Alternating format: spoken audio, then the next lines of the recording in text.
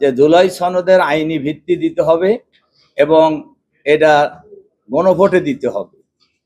এইটার কিন্তু এক জায়গায় এসে একটু দ্বিমত কারুর আছে, তবে আমাদের ধারণায় পয়েন্টও আমরা সবাই একমত হয়ে যাব যে জুলাই সনদের আইনি ভিত্তি দেওয়ার ক্ষেত্রে কনস্টিটিউশন অর্ডার যেটা আমরা আগেও বলেছি, এর ভিত্তিতেই আইনি সনদের জুলাই সনদের আইনি ভিত্তি দেওয়া যায় এবং এটাকে আরো পাকাপোক্ত করার জন্যই গণভোটের প্রশ্ন এসেছে। আমরা গণভোটের ব্যাপারেও আমরা বলা যায় অধিকাংশ দলই আমরা একমত হয়ে গেছি যে গণভোটও হবে।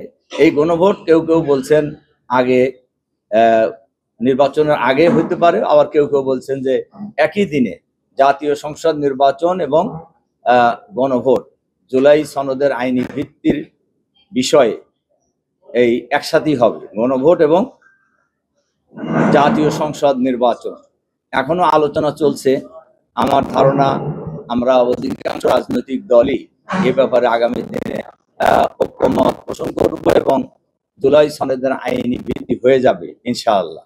নির্বাচন খালি আমরা প্রস্তুতি নিতেছি না, সব দলই যারা নির্বাচন করতে ইচ্ছুক সবাই নিচ্ছে এবং আমাদের ধারণা এটা আইনি ভিত্তি দেওয়ার পর জুলাই সনদের ভিত্তিতেই জাতীয় নির্বাচন সম্পন্ন করা সম্ভব। অনেকে তো অনেক কথাই বলে, তা আমরা তো ওই কথা ধরে তো আমরা কোনো বক্তব্য রাখবো না। তবে আমরা জুলাই সনদের বাস্তবায়নের ব্যাপারে আপনারা এটা দেখেছেন আগাগোড়াই জামাত ইসলামী অলওয়েজ সোচ্চার, এখনো সোচ্চার এবং জুলাই সনদ বাস্তবায়নের জন্য আমরা কর্মসূচিও দিচ্ছি এবং জুলাই সনদ যতদিন বাস্তবায়িত আইনি ভিত্তি না পাবে ততদিন আমরা কখনো গণভোট থেকে সরে আসি নাই। আমরা বলেছি গণভোট হতে হবে, কনস্টিটিউশনাল অর্ডার এবং সেটার উপর গণভোট। তাইলে আপনার বৈশাখ চ্যালেঞ্জের মধ্যে পড়বে না, পার্লামেন্টের জন্য এটা ম্যান্ডেটরি হয়ে যাবে।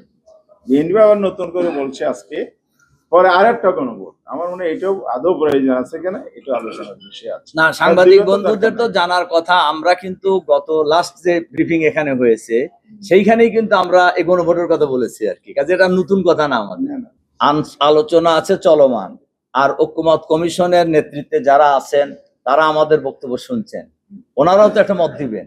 ওয়েট করেন, ধৈর্য ধরি আমরা সবাই।